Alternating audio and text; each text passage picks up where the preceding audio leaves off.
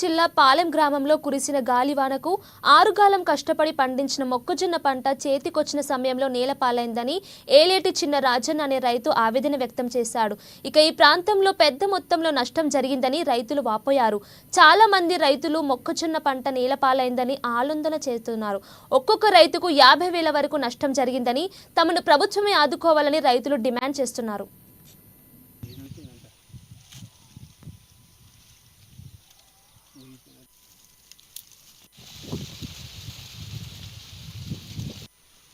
మండల్ పాలెం గ్రామం ఎలేటి చిన్నరాజన్న అని నేను 2 ఎకరాల మక్క తోట అకాల వర్షాలతోని గాలి వానతో అంతా నేలమట్టమైంది. 50,000 పెట్టుబడి పెట్టిన ఎకరానికి ఒక ఇచ్చే అవకాశం కొడతలేదు. ప్రభుత్వం ఏమన్నా ఆదుకుంటే మీరే ఆదుకోవాలా. మేమైతే రైతులమైతే బతికేట అవకాశాలు లేవు.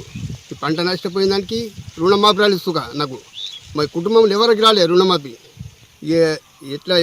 ఎట్లా ఆదుకొని జర మీ దయ ఉంచి రేవంత్ రెడ్డి ఎట్లన్నా ఒక తిరిగి రైతులని ఎడకెక్కించు.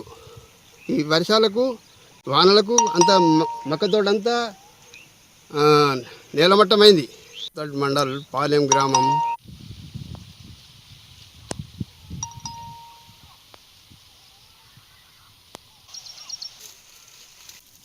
తిప్పు